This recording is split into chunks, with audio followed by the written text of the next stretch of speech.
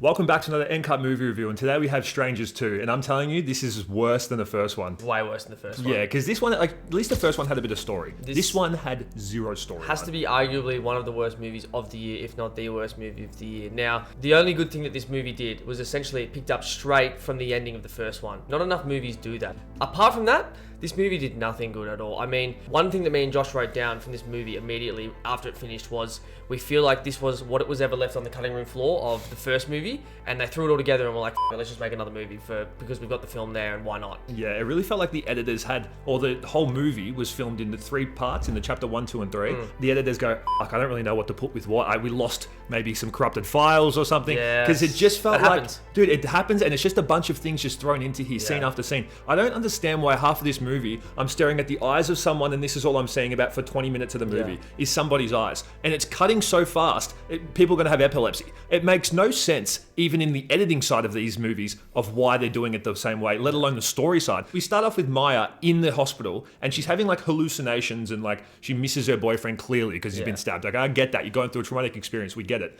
But then when you start to hear random shit outside the hospital, she doesn't move. No. She hears the only nurse on call in the entire hospital run and get stabbed probably, and she just doesn't care. She kind of walks out and she's like, what's going on?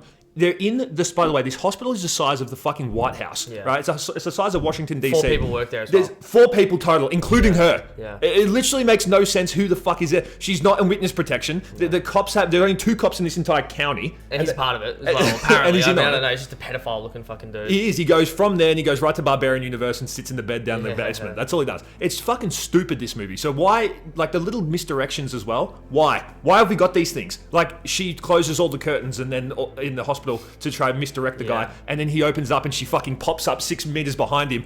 How?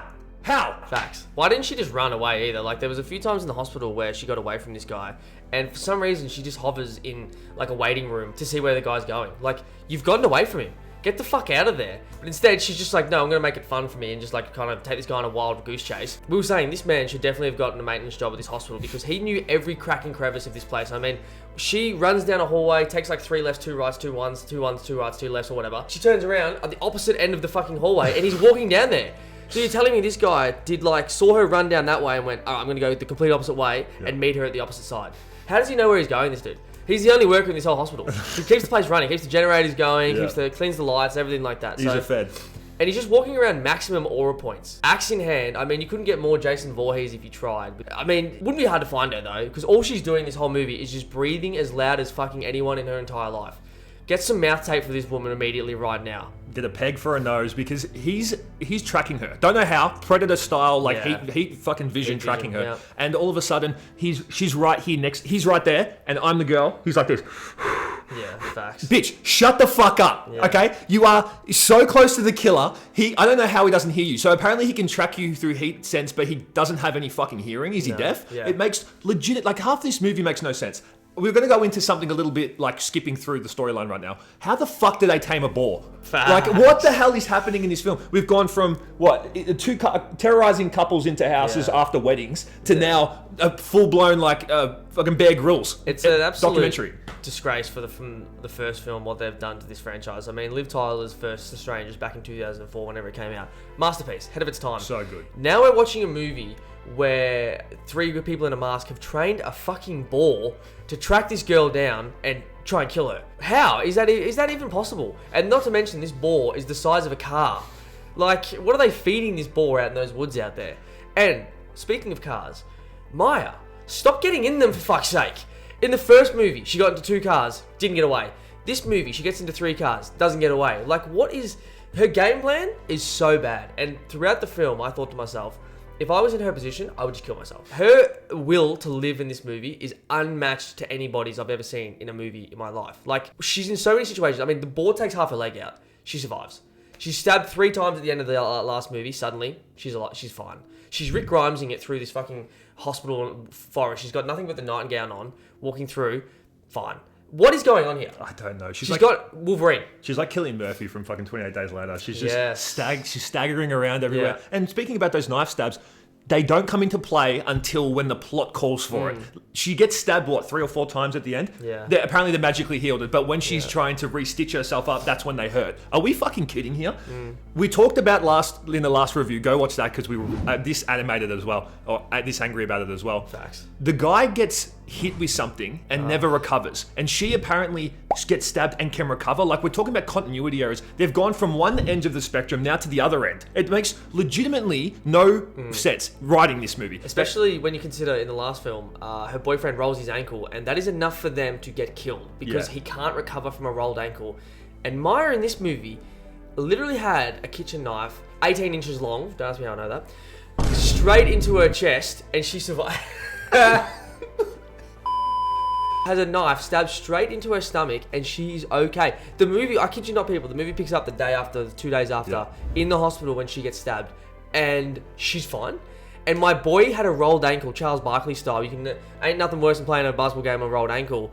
And he couldn't get away from them. And on top of that, one of the scenes here where she rocks up to a farm and she grabs some pitchfork-like thing, and the killer is trying to get her. I think this was like they fucked up the editing or something. It would have had to have been. Like, I don't know what's going on. They kind of, I reckon they've edited this for so long that you've just forgotten the fucking movie. Or everyone in the town is a masked person. Yeah, I don't know. That's another thing. Like, we have some conspiracies about this. Maybe that could be working. But in this scene, she comes out and stabs one of the killers in the leg with this fucking pitchfork. And talk about 17 inches long. The pitchfork's like girthy. Like, it's ridiculous. Whoa. This chick has a fucking gaping hole in her quad and somehow recovers and can run and get this chick at the same time. I do hope they explain that in the next movie, because if they don't, that's a glaring plot hole. Because fair enough, okay, maybe if you get stabbed, you could potentially you couldn't recover from it, but a pitchfork through the leg, and then 2 scenes later we see that same person running through the woods. No, dude, ridiculous. Honestly, this whole movie needs to be thrown into the trash.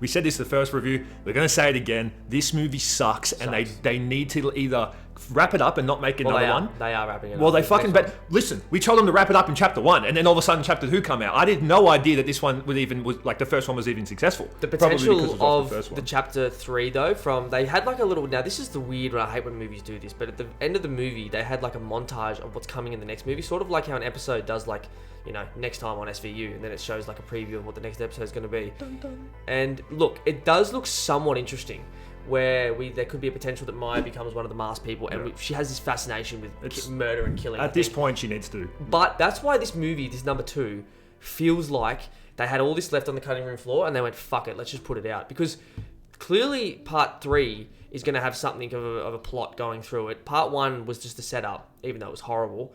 But this movie was just literally nothing. Look, we know the second out of a trilogy, always the hardest to do because nothing can happen in the movie. But this was just ridiculous. I mean, it felt like a DLC for a game. Yeah. Honestly. It felt like they just thought, let's give Maya another level.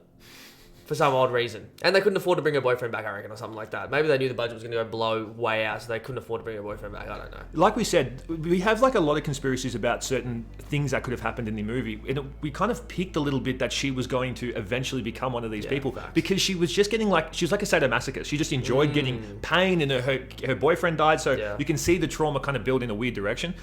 But then it doesn't, the whole movie's just a complete chase scene. Like we're watching Roadrunner. And then there's a ball. Yeah, and then there's a ball that just chucked in here. And then there's some Christian guy named Gregory who's apparently trying to be the bad guy. He was the only good part of the whole movie. Gregory being weird and being putting you on edge was the only good part of the whole movie. Every single time he came on the screen, you thought to yourself, is this guy one of the smiley face killers? Is this guy... going to do something. So that was the only good part of the movie. That's it. Yeah. And Maya wigging it in the car, thinking that they're all got masks on. That's about it, really. Yeah. But why was there a ball? Yeah, why was there a horribly CGI'd ball that just did not need to be in there? Make it a dog. It would have been. You can do that easy. It would have been better. We're gonna rate this film seriously. Fuck this. This movie's terrible. Go watch the Liv Tyler one. Yeah. And honestly, this makes the chapter 1 look like fucking Interstellar. Mate, it makes it look like the greatest movie of all time. It's so bad. I also think in this movie they literally reused a few scenes from chapter 1. So that's all you need to know about this movie. Don't watch it. Listen, fuck this movie. Anyway, it's been another NCUT movie review. Peace, we out. Peace. NCUT.